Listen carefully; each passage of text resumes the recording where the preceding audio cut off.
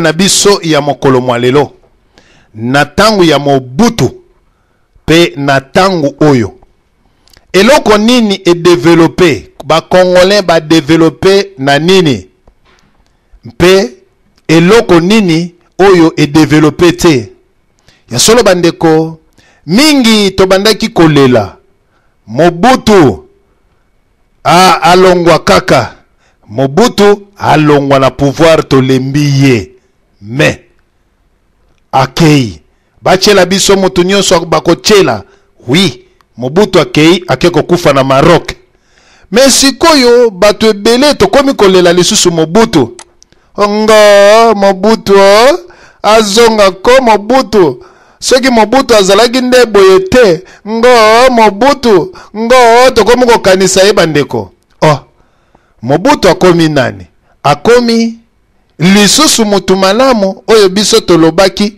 akende na ye me ye akei sikoyo ekomi ke ngo Mobutu ya solo bandeko teme na biso ya mokolo malelo oyo tosengi na bandeko esengeli to partager teme ya mpoko malelo tango ya Mobutu na tango oyo eloko nini développé na Congo oyo lelo ba congolais bakomi na fierté oyo lelo bazali ko sepela mpe eloko nini esalami te ya solo bandeko tokoyeba tofinga ki Mobutu kende Mobutu assassin Mobutu diabolo Mobutu boye oui Mobutu ye wana akei lelo sikoyo oyo akoti tokoyeba ba avantage nini ezali na ba désavantage nini oyo esengeli peuple congolais lelo toyeba yango papa na biso mayamba kuna na mwa régie mwa lo yembo moke DSV mwa mpema esika ya masolo na biso toyeba kotobola to kopasola mpoke eboto alamba tena esa pesa kuendelea kuwalamisha wote wapate furaha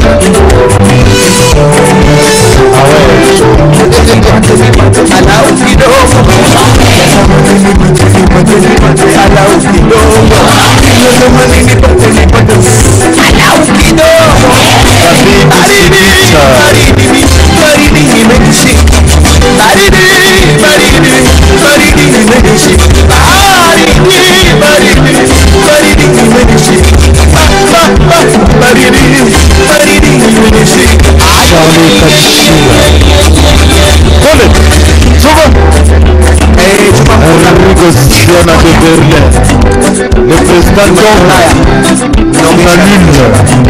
Jubel Villa, Chemele Makoso, Odor Bambo,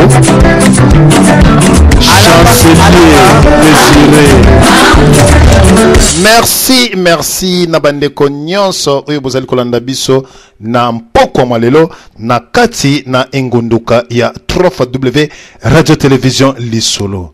Ya solo bandeko lelo toyoki mwa bilelo pe ezali ebele bilelo na biso ya mokolo mwa lelo bandeko balobi ke ba combattant bazali pe en danger.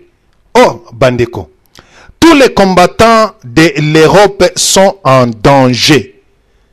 Wana ezali deuxième sujet na biso ya mokolo mwa lelo. Pourquoi ba combattant ya Europe bakoki kozala en danger pe bakoki kokota na liste noire? Ya solo bandeko ba congolais pe ba congolaise ba auditeur pe ba auditrice obo mesala kolanda biso na kati na biso ya lit oyo ya diaspora bandeko tozali na ba congolais ya ndoki, tozali na ba congolais ya double langage, tozali na ba congolais ya ba o to bengaka mbeli ya minu mibale. Aye akoti kati na bino me akoti kati na bino pona kosala misala te me pona kozwa information. Tozali na ba congolais ya ndoki oyo bazali kokota kati na biso pona koya ko poisonner baninga ba combattant. Tozali na ba congolais to ba congolaise oyo bana basi oyo bazali bakoti kati na biso pona nini? Pona kolinga ba combattant ba guerrier awa na kati na mikili mpamba te bit na bango ezali ba pesi bango mosolo mbongo mpona koya kopakola ba combattant mafuta na maboko nto misapi na bango na minoko mpamba te ba boma ba combattant. Yesolo ndeko na ngai auditeur pe auditrice nyonso ozali kolanda radio lisolo, soki ozali combattant, ozali résistant. Yesolo bandeko, on vit qu'une seule fois. La vie n'a pas de brillant. Alors il faut qu'on se réserve, il faut qu'on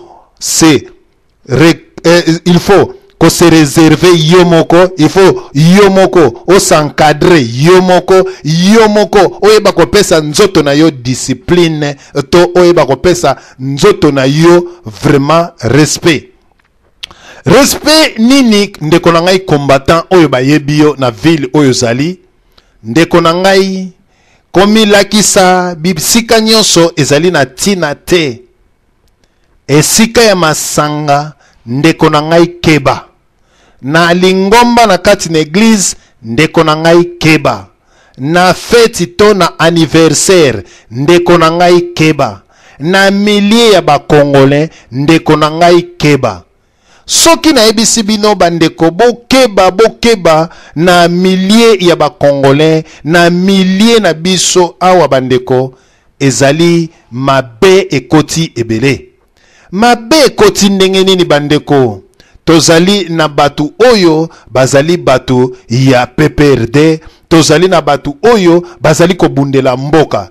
Lit na bango ezali nini? Pour mieux régner, il faut diviser. Pour mieux régner, il faut tuer. Ce qui est tué, wana oko régner. Bandeko, ezana bandeko bele na kati na diaspora bazali na impact ya kosakana te, mpe bazali ko bangisa gouvernement en place. Mais bandeko loko nini ezali ko salama bandeko? Bakozwa kaka mutu oyo bamonaka ayebani na songolo pakala malamu, yende bapesi ye mosolo bandeko. Bakopesa ye mosolo, ye akozwa mosolo akotambola pena ndeko. Malamu pe kitoko solo bandeko, azali kotambola na ndeko, na même idée, mais bazali ba penser mon côté. Akoyebisa pe ndeko te. Na biloko oyo akosomba bandeko, poudre ekoti ebele awa na kati na diaspora bandeko.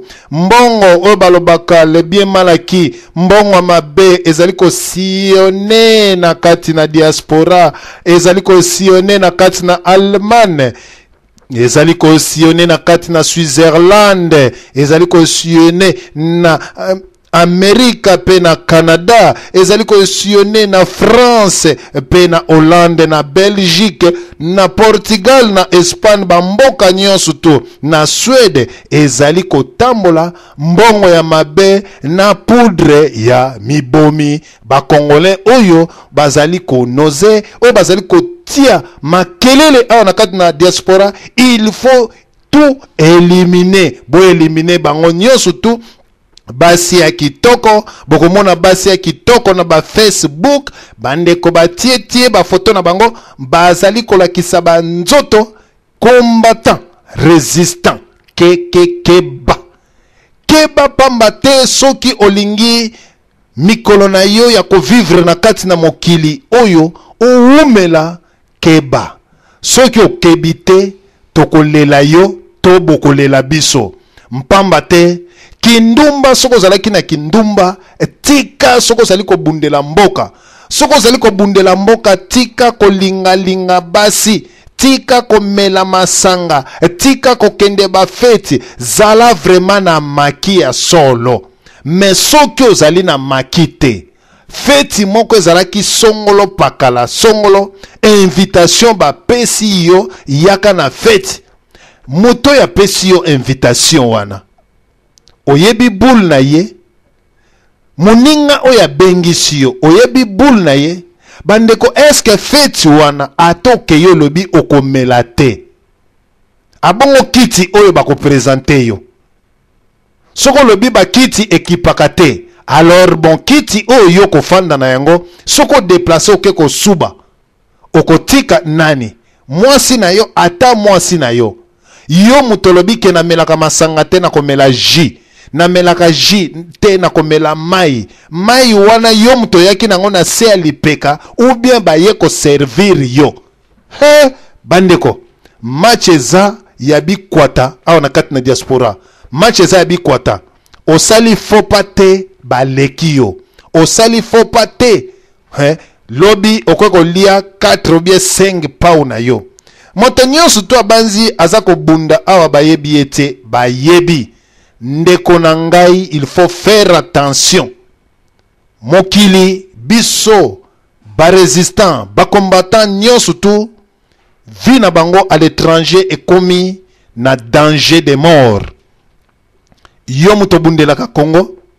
Alors po bayeba yo bundelaka Congo na teni na yo na maneti ya mwindu okomi kotambola pamba. Faire attention.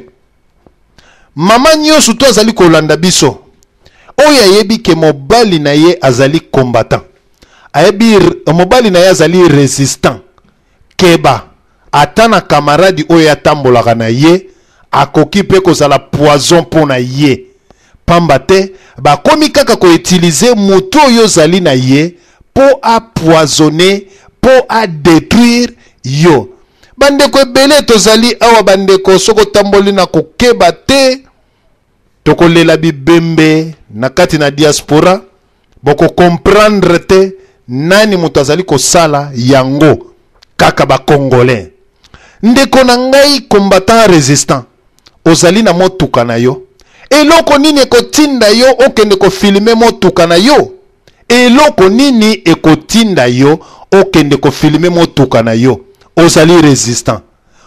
Ya solo bandeko kolakisa motuka na yo te esika oyo bandeko tozali koloba. Kolakisa motuka na yo te epai ya batu ebele. Soki lelo batu bayebi ete motuka na yo ezalaka.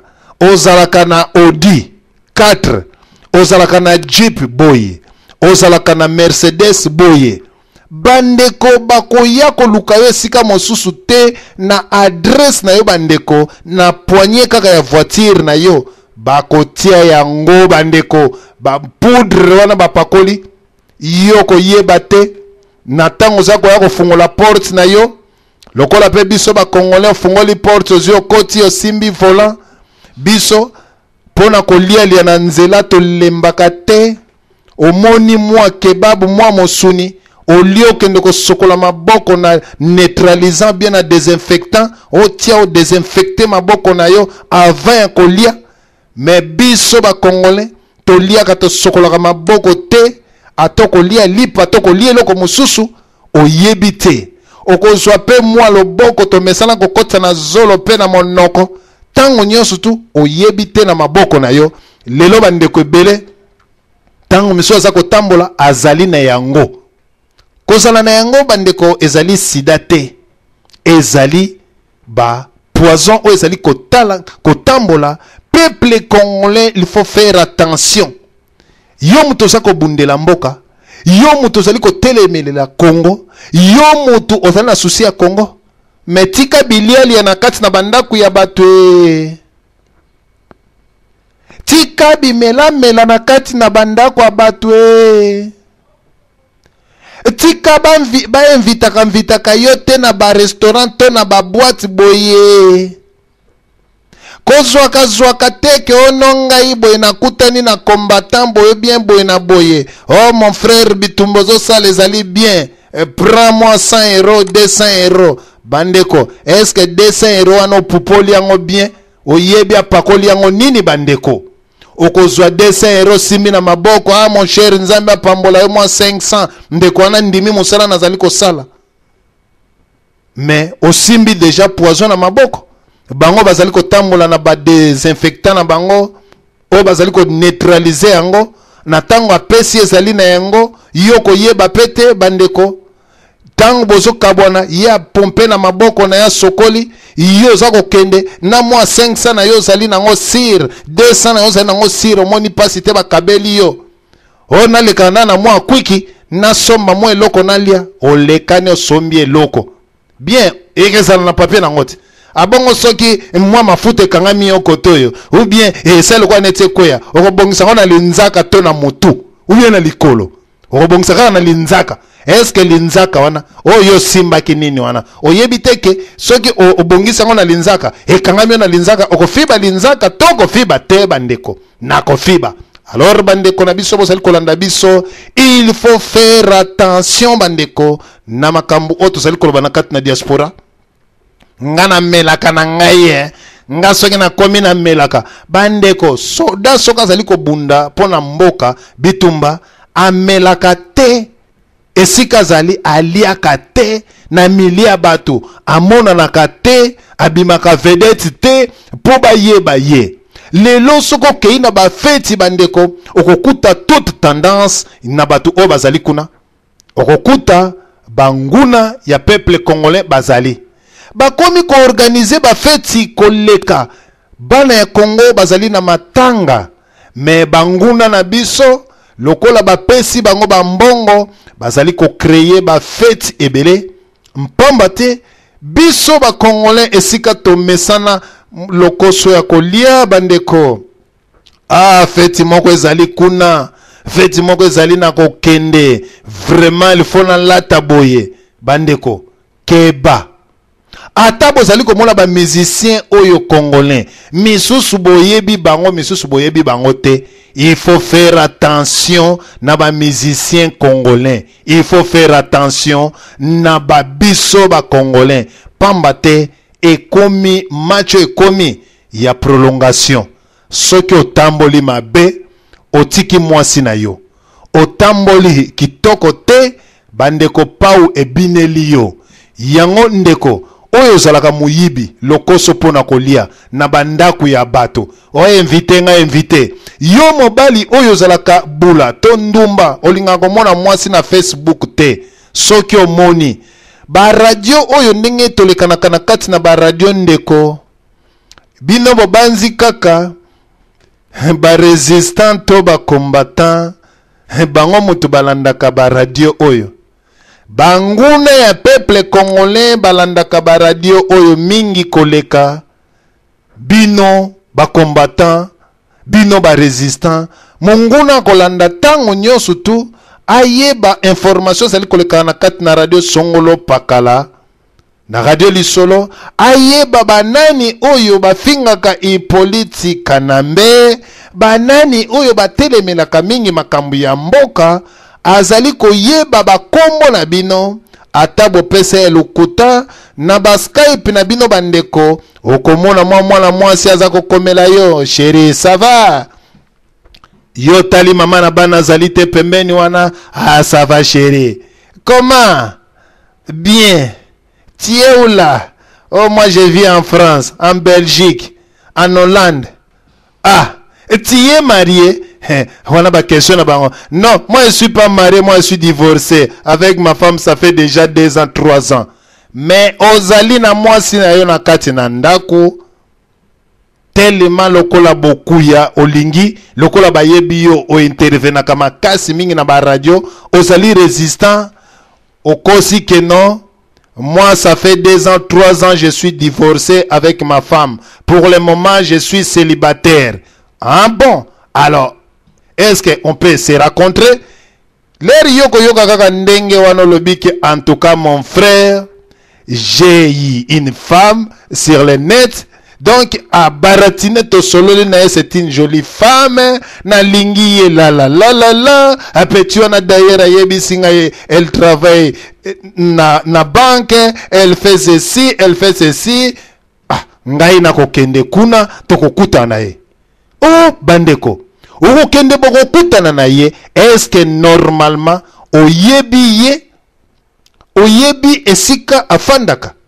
Oyebi idéologie ya mwasi wana oyebi te, mais ozali souple nakende nakutana na mwana mwasi wana ndenge mwana mwasi wana yebi singa na landaka yo vraiment na kati ya radio Lisolo na landaka yo na sepela kana ba intervention no makasi oza malamu lera cheli ba photo ne moni ba photo lobi oh il faut na lo bakaka naza célibataire il faut na lo bakaka ngala momito kabwana donc il faut na kende ko lukaye yo banzi yo nde mutoko zokisa ngolo mutaliboso ou bien ngolo mutazokisa mutaliboso hop akomona ndenge akozwa ba yeyeye ndeko na ngai oza komona ngo oui bien na longwe awa na kei na mboka Angleterre to Finlande kobeta yeyeye bandeko est-ce que mwana mwasi wana oyebi aza moto aparti nini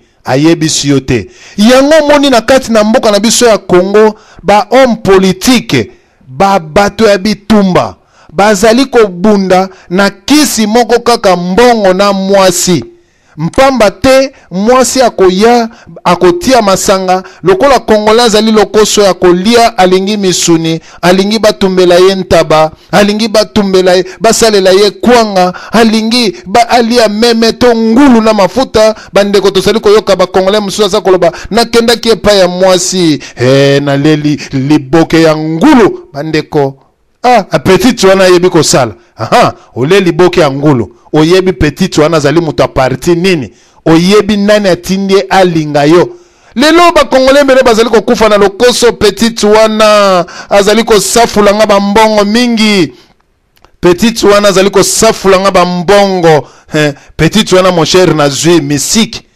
lelo nazali ko pesa information lelo nazali ko yebisa moto nyonso to soko zali na mwasi no na ndako kangama na ye soki omoni ye mabe pona nino lingaki ye lokolo lingaki ye kangama na ye mais soki okangami na ye te na yebisi bino ke diaspora match eza ya prolongation eza mabe mobulu potopoto tous les combattants tous les résistants bazali affiliés donc filature ezali makasi mais yo kendaka kozokisa ngolo to koningisaka liseke na yo mais oyebi te ozana mwasi na ndako mukolo kokweya bouffe okufi kotanga bande kwa mwasi no ndoki te kotanga batu ndoki te batata mwasi tango mosusu ndenge yo kendaka wana esi balesa yo zali kati na yo eske biso ba Congolais tosalaka examen ya koyeba santé na yo oyeba makila oyeba nini eza ko déranger yo mais l'air poison ane ke koma na tana yango olali boye yitotele ndeko na ngai combattant résistant fungola miso kolinga te bamona yo grand prêtre na bafeti na bakar na yo mututul foye bakar na yo lelo bandeko ebele bakomi na basystème soko yebi système kaka ya koluwe oluwe kar na yo système ya train système ya vélo système ya bis obeti kaka brr okay kolakisa camion na yo te batu bayeba bato bayebi ke camion ya songolo mpaka yebaka bakoluka yo ata boye te na camion na yo yo pe mobale olinga komema basi pamba continue komema bango esika oyo okomona oya yo na banzi bandeko na teme na biso combattant telema zala vigilant terrain match ezali mobulu komilinga komilakisa biloko na yo te mpamba te benfiltre bakoti ya tro alors bandeko soki oyoki na kati na radio lisolo yokoli soki oyoki te okokola pete okotikala toujours na buzoba voilà wana ezalaki sujet premier sujet na biso pe deuxième sujet na biso ya mokolo mwa lelo esika oyo tozali koloba ete bato balobi kine bongi bravo kine bongi bato misusu balobi kina ngo mawatro tondi manani alors misusu balobi oh non Joseph Kampwela ye awa asali 5 chantier kini kitoko ba misusu tuni ba misusu babia non à l'époque à Mobutu c'était bien à cette époque vraiment nous souffrons ah bon mais toujours comprendre te et loko nini changer époque à Mobutu lelo mingi bakomi koloba ke Mobutu zonga toko no kundolo na Maroc doya Mobutu biso to fingaki mais lelo to komi kolela Mobutu bakene ko kundola na Maroc vaut mieux que Mobutu que Kabila bandeko eloko nini ezali biente nakati na Kinshasa. Ya solo bandeko tala tem na biso ya monene oto nango peuple congolais ameka kolakisa biso eloko ya malamu oyo ezali nakati na Kinshasa pe na eloko oyo ya mabe oyo ezali nakati na Kinshasa oyo bango bazali komona. Papa na biso mayamba mwalo yembolo comme ça toyeba kokota kofungola li na biso moto nyonso akobenga akoteli biso kwa Richard Okisi via papi soula Radio Télévision Lisolo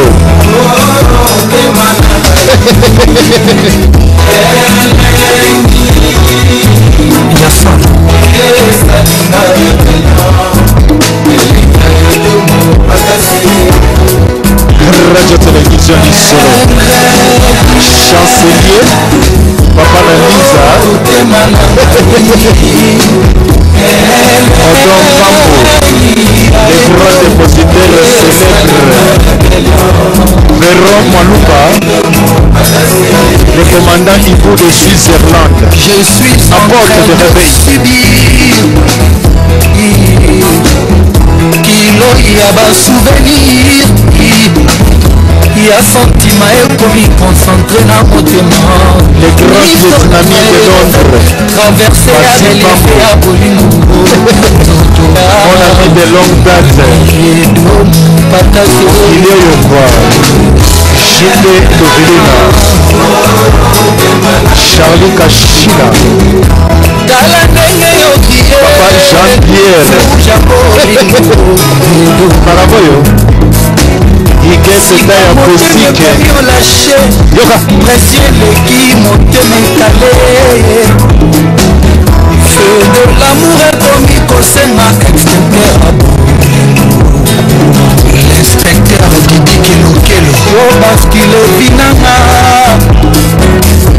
na lolemo kurandera bolingo epiloteli ya edo elekeli ngai barêve d'amour nanga neti na filme ekokisami sourire d'amour na yo refrain ya banuance sensuelle maloba na yo plein de souffle tekasikoyo bandeko boya bomata chevala bolingo elengi kozosalanga lokola Charlie Kashila Mama Mise et apôtre de réveil jus d'orange mère Solange Vénécha de Baligo Gaïta Kodia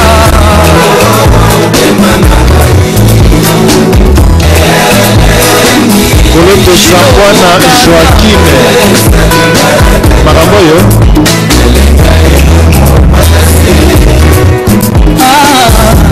Bukutanga ye Suana mino DSV pour toujours Nakati ya Batokwa Mère Nicole Mkambo Odon Mkambo Jus d'orange DSV Diana Sulukutu de Ropental Bukutanga ye Masolo ya Moro Ibadi Mokuwa suana mino Henriette Kanjinga na magali sisi lomilolo Merci na bandeko nyonso oyo bozali kolanda biso.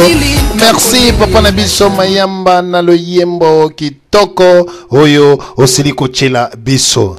Ya solo bandeko nyonso tu oyo bozali kolanda biso lina biso tofungoli yango. Ndeko nyonso akokota na banzi bolandinga likambu oyo na lobi ya ba combattant ba resistant Nathalie Sibino moto na moto amibatela natango yo mibateli te nzambe pe akobatela yo te natango yo mibateli nde nzambe abateli yo pamba te danger komi o ngai nakolakisa kaminyo na ngai lakisa na yo sava eza ya yo eza ya nani ya DSV lakisa na yo motuka o ngai nakolakisa eboye lakisa me zala na bokebi bokebi ezali nini yeba entourage na yo kolia pamba pamba, bimela mela, sombelanga sombelanga, memelanga memelanga, bakoya ko memela yo, libulu ya ngunzim, bana nyos na kati na ndako bakufi, bakoki ko sombela yo bandeko, yo omisombi liwa yo moko, ezaloza na 1 euro na yo 2 euro 3 euro, conserve na yango lia, combattant, résistant, keba, na motoki ya mabe ekoti na kati na diaspora ba combattant en danger. Yesolo bandeko na thème na biso bolandi biso na thème na biso likambo oto zali koloba na tango ya Mobutu mpe na tango oyo nini ezali malamu, tango ya Mobutu ou bien tango oyo. Ya solo na bandeko oyo bakokomela ngai mpo na kopesa maloba ya solo soki bandeko bakomi pre po na kosenga maloba ya solo bandeko bakoma wana na koyeba me nazali ko continuer. Ya solo bandeko esika oto zali koloba ke na tango ya Mobutu bandeko tomonaki ete Mobutu asangisaki ba Congolais nyonso, ba Zaïrois nyonso. Sans plus tarder, toleka lisusu et pai ya ndeko na biso jeune pasteur ngana benga kai jeune pasteur a soki olingi na yote matali yo menga na bengi munoko DSV. Est-ce que munoko DSV za yo eza yote nga jeune pasteur na biso apesa ka biso makambo ya bien to yoka ye na batem na biso mibale oyo ye ameka kotalisa ba Congolais selon expérience na ye oyo ya yebi atalisa biso oyo biso pe toyebi totalisa ye biso totalisa awa toyaka awa mutaleki muninga te biso nyos toyaka kaka ko bakisa mayele na biso. Papa na biso le jeune pasteur Odon Pambu topesi yo maloba eboto. Ok boto, bonjour DSV. Apesi merci bambota trop balandi tour bazali ko na radio tsona tango yo partout bazali toza ebele bambota trop. DSV temo che zali temoko zali malamu mingi pona prudence ya bande kona biso ba combattant, même pas ba combattant, même biso ba soto lingara ko juger makambo ya mabe bien malamu ko passer na mboka na biso tozali incline na kati wana. Même pas biso pe bato to juger makambo ya Congo na bosolo mais na batu oyo ba vivre na poto na ba camarade ou bien na ba congolais mususu oyebi na loba congolais alingi congolais te jalousie za makasi na poto na niveau moko nga même nazo comprendre ngo te vraiment au juste est-ce que diable tant babwaka kaye ayaka kokita na mitema ba congolais ou bien kitaka na mboka Congo na bongo mitu na ba question réponse pe naza kozwa te po maladi au Congola za nango ezakaka intérêt na ye ba poison les opesama la poison opesama omuninga lelo oyo na préférera mie ba benganga orgueilleux na vivre longtemps biba benganga alingaka batute na vivre longtemps kena kene usangana muto yo alingaka ngate aya ko bomanga lobi na kende avant oyi ko kende avant pesa quelque part peu déception nzambe ba ko tuna mais yo mine zo ya avant boy wenzaka mwa ba to benga ngo banini yaka ba ya biblique te na lo bagay loko moko ikozala na raisonnement na ngande na ko kanisa soki nzamba tuna ko moins mais yo na sala ki po kufa na AJOT oyebo inengi ni na vamboy alors lo banza meni parce que apesa ki nzoto apesi yo âme apesi yo molimo alobi molimo za yanga anytime na ko zwa yango mena zona ndenga bien mais nzoto na pesi yo tambola mibatela ozomona kokufa na poison oui to ba kokufa na poison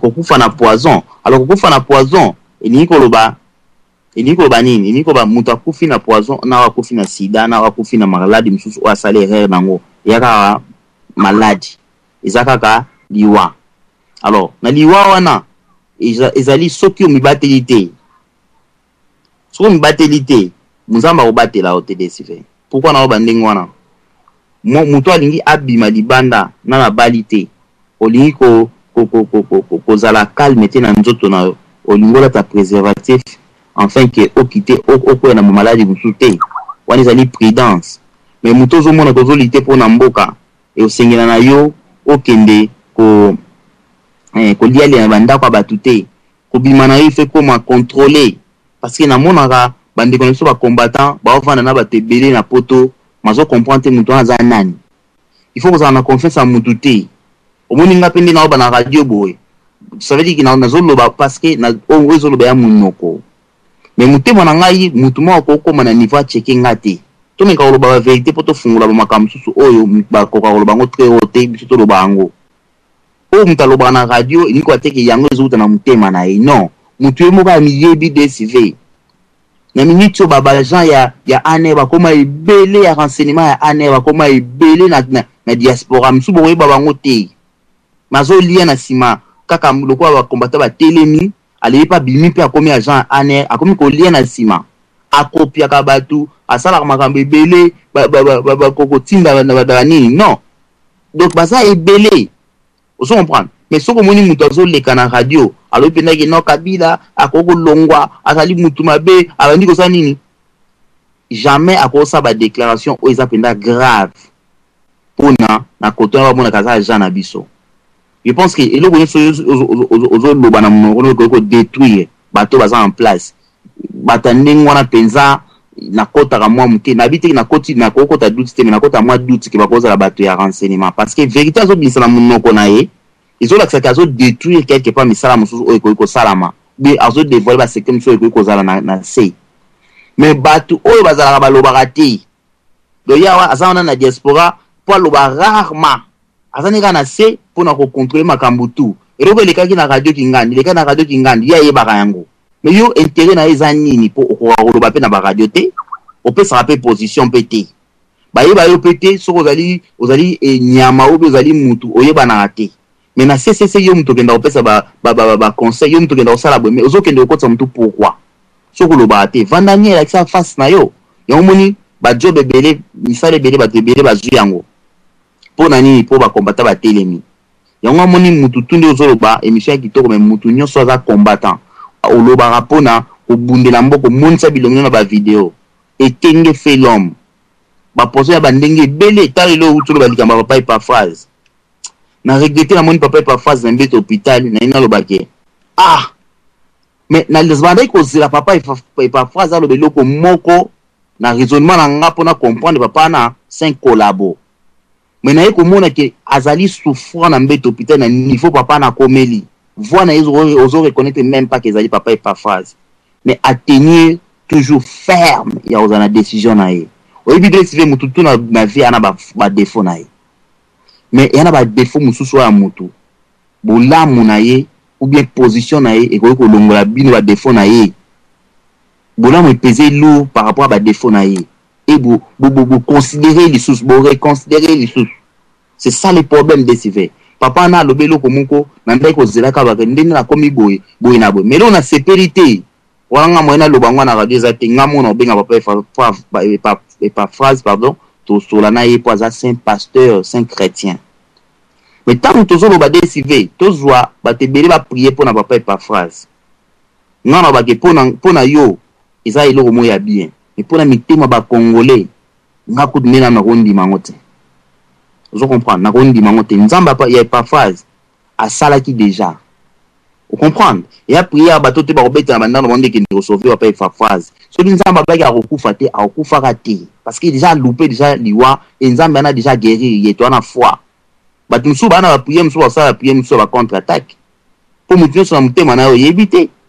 Ozomona yango na nzambe na ngana lobaka eloko moko ke nzambe na yesi abikisi ye. Parce que tant akangami na nzamba na biki ngana yebiki na obunda na cause moko o nzambe na ngai yebi parole wana yango ngana kangi pe parole wana ngai so na bina ba papa Epaphrase lo moko no bana ye zala ferme na foi na ndingo za nango soko yebi omoza sincère zala ferme na foi na wango po tokotinda batebeli ba sambelo kwa église obi batu tuto telema tozo beni mwana lelo a une église na temple maboko imati likolo mais eloko ezobima na mitema bato yo ebi yango te misu basa semence mabe misu yango na bana ebele na obima na teme na expliquer bana ebele au monde l'autre jeune fille na comme espèce kindumba yo kanisa tango kenda ine église ke bato tu ba ine église wana babongo wana pe bana misu mibale ok bamso wana misu 6 9 10 14 80 bazalaki pa basali prière ebi nzamba grâce so grâce ne salite mikolo na beyaki likolo na ote semence mabe côté li mwana ozo comprendre yon biloko wana toke na biloko mona balo yengete il faut mutu conscience na e sala pe mulimo na nzambe sala alors pour terminer na intervention na liboso na kozongela makambo yo ezalaki ya avant na ke no ebisa na ba congolais tout ceux qui vraiment ba combattant ba ali ceux qui vraiment ba patriote ba ali ceux qui vraiment bato ba radio ba linganaka je pense qu'il faut foutre ticket pour que mon papa na mbet na hôpital et ko fortifier ma casse mais mingi pe bazala ba collaborer ngana lo ba na vérité a comité dans la place ndenge wana soutien moko ezaki tanga zo telema au telema na face na e o azaki nango liboso te parce que senti pe là délaissé pe azui problème na likambo eza même ya ndaku na été na likambo ya pona ba congolais yana osenga batutu o azana soutien moko boye quelconque atako benga kaka o na numéro na téléphone soit azui plus de 100 coups de fil be 200 et ko pe ça déjà moral parce que tant bomoni mukolo pe pasteur à Leli ça veut dire que choc o ya vivre na nzoto na souffrance à vivre na makambo ya monde bino momoni yango te ko lelana déjà ngai touchenga iliko ba elingi ko be belé alors pour la maman Mobutu na lo ba boede sive Mobutu mobali to moi c'est bien chose na moi si na yo okoko ta doute moi c'est ndenga bongo aza bien te o te mobali o ndenga bongo aza bien te baye barakaka mobali a bien moi c'est bien so bokabwani vous comprenez ou bien so moi c'est na dayaki o yiko zo moi c'est msuku donc o wana na tiki azalaki moi c'est bien par rapport ya o na ke kozwa on doit comprendre d'âge nga lobby et lui ko bani par rapport à occupation par rapport à gouvernement est commis en place vous m'écoutez Mobutu Kibango pourquoi et là on y va basali Kabila oui na 6 mois ya pamba to qui est presque une année économie au Kabila à chaka sans aide ya ba occidentaux mboke comme ko soit forme na bi na 6 mois ya pamba mais ba occidentaux habité so muto abeti 2 ans encore na makambo azo sala o bilanga banini to ya ko lala ba pepe ba kofungola misu des photos le kai bien avant Mobutu atongi la voix d'Isaïe et nini et Kamanyola pardon Mobutu atongi yango o bazo na sima batongi ni na 5 ans ou bien na 9 ans aux ana kada poste na mbongo Kongo ya nango ko sama kamba danger za ba boulevard ote ba okata en plus ba ke ko kata ba matiti ba nzete o na 7e mairie bato baza na service o ya environnement bato baza na domaine wana balobi mais ba nzete ba kata eza na importance mon peuple ka isoka ba nzete ba herbe wana eza ya frais wana eza na importance pour la respiration ya bato pe pour na makamususu mais tant bien boké bokati yango sans que bo contacter département mususu ya santé ba ko se noki abo simba te abo sabo donc pour boké bonga boulevard il y a des bandes boké comme ça on a 4 bandes à les côtés changer ce que ko commander ni kondi ça dit que mutu na luketu na tolo et ça n'a no sens donc ça dit que tant Mobutu a kufi desivé to vivre qui souffrance c'est mataki to leli ke akendi mais tant to accueilli so Mobutu qui vivant lelo bate belé na ebi banga bate no vome ku papa na azonga to vivre tana Mobutu que tout ça na ba auto zali Mobutu qui unificateur Mobutu qui muto asangisa ka mboka ozo batike mungala zanani muyomba zanani mais auto mona na ba tribaliste ba pire tribaliste ba swahili bato baloba akuna ba mokanga na bango na bango et da division ya mboka et déjà ko kabola mboka mobimba ngwana desive na kozala na impelelo na koloba moi muke mingi mais le la première intervention vraiment baninga msuba lo bapotan muninga msuba bimisi ida bien et puis ça ka ope moi muke fungwa malwa moni mama iget za na point papa chancelier pe sur za na point donc na yoka bango eboto papa na biso Odom Pambo toyoki intervention ya Motuya oyo osiliko beta vraiment na kati na radio lisolo masolo na biso pe thème na biso ya mokolo mwalelo Bandeko, les combattants sont en danger. Danger nango, yo mutozali combattant. Okomilenge la, lolenge, nini? Yo moko oyebi. Alors, deuxième thème na biso, esika o tozali ko pasola mpoke tolobike. Tolela ki mingi na Congo. Mobutu akende. Moto nyonso bakotinda. Aya kaka. Soki kozala pe libata. Aya. Batindi. Batu balobi o bazali ko kene Kinshasa. Mboke za ko changer. Mboke za ko changer. Mboke za ko changer. Merci koyo. Batu bakomi koloba vomie bakende ko kundola Mobutu na Maroc. Po ata Mobutu ango azalaki. Mais boye ezalaki te. Bande konangai. Bakende ko kundola Mobutu. Ou bien batika boye. Tome kananu ko kende nanu pe papa na biso chancelier. To yoka ye. Ye ko tobola mpoke ndenge nini. Eboto. Oui, bonjour papa Désiré. Eboto papa nangai.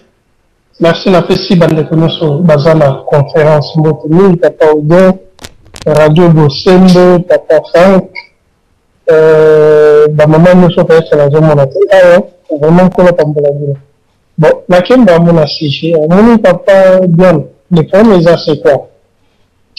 Il faut que une chose, quand nous devons s'engager dans la résistance, toujours s'engager dans un combat, hein? Donc, quand nous sommes contre la boulot, il faut que mesurer risque et autres choses, non seulement par rapport il y a la vie, la mission, mais aussi par rapport aussi il y a existence la mission de la moto, l'environnement, pour le vendu. Quand on a photo qui est peut-être la Kinshasa, et donc on a photo de la moto. Il est évident que résistance nuance, pour le autre se référer la résistance française, il y a eu au Babengaka les dégâts collatéraux, c'est-à-dire et cause à la namitou et kokwea. Et ça la face, il faut tout accepter en haut qu'il y aura des morts parmi nous. Ça, il faut les connaître. Hein? Il faut tout rappeler à eux que beaucoup fédéré. Mais il y a un peur par rapport à la cause c'est-à-dire une bonne gouvernance, un progrès pour les Congo. Et donc, mais il faut que y ait un risque la résistance. Résistance, c'est quelque chose qui est beaucoup trop clandestine. Donc, les gens mais les amis n'a battu oyo parmi les choses, on va se montrer. Ils ont très bien. Ils ont vraiment mal en monde. Mais le problème, c'est quoi? Il faut aussi tous à la avant-garde. Toyeba, ici, quand nous sommes place nous tozali nani o tozali na ye ba mission politique na ye ezali ndenge parce que les combats continuent même musika yo bunda musika ya Congo na toye ba yo que parmi nous il y a des gens eux baza favorables na cause oyo et puis na bato baza défavorable par rapport il y a des arguments eux biso de soutenir que les Congo et que les Boss voilà déjà de 1 et puis de 2. Il faut que dans aussi une chose qui est balancée de notre côté, banalité. Quand nous autres dénoncer tout ce qu'ils font là-bas, les assassinats, la majorité, nous sommes là-bas, ils ont ça là-bas, passe. Quand nous avons ça là-bas, passe, franchement, là-bas, une action mérite une réaction. Donc, ça là, l'action, on a pour dénoncer, tout s'attend à la réaction. Malheureusement, il y a une forme donnée, mais, par rapport à la prudence de cause par rapport à la discrétion de cause par rapport aussi à la coordination, parmi les différentes forces de pression aux Alibanda, il y a un qu'on maintenir résistance au nous. Ce qui te cause la route, ce qui te cause la beaucoup trop prudent, na cause na mamingi ya kolobaki, batete kokoya, et puis résistance tellement peur et kokota batba ko abandonner l'outil on en zela. Voilà zo ko encourager tous celles et ceux au bazo croire que Congo Congo. Au bazo croire que non, il faut redonner à cette nation là sa dignité d'autrefois. il faut redonner à ces pays-là sa grandeur. Je crois que non, le Congo peut se relever, le Congo peut aller de l'avant, le Congo peut offrir un avenir meilleur pour ses habitants. Je crois que non, c'est un pays riche. Il faut mutuer ça là pour faire marcher ces grands pays-là. Donc,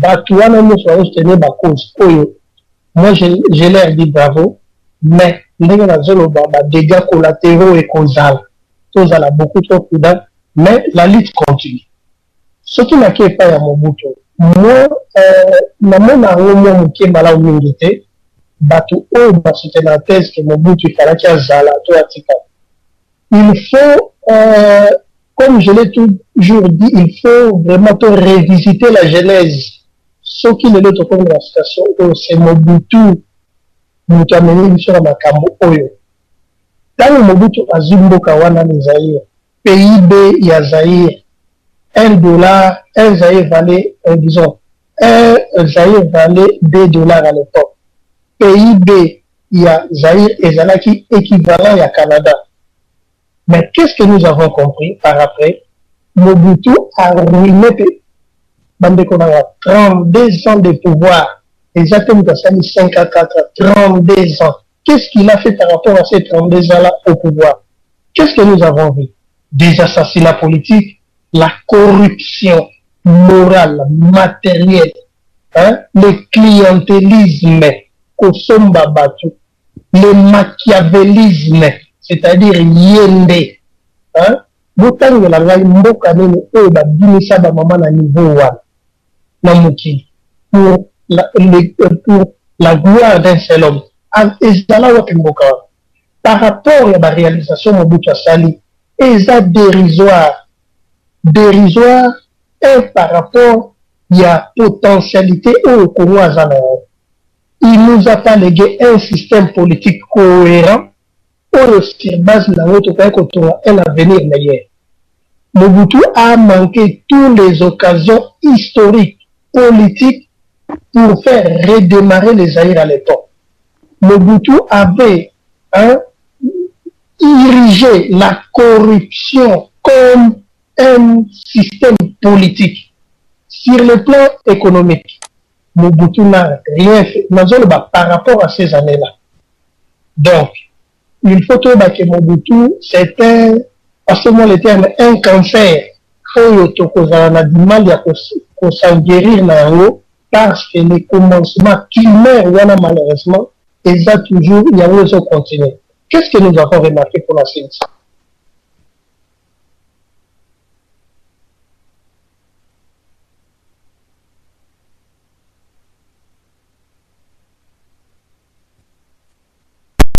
Papa Nabiso soki osilisi. Allô? Nabanzi Papa Nabiso a Siri Kokatana.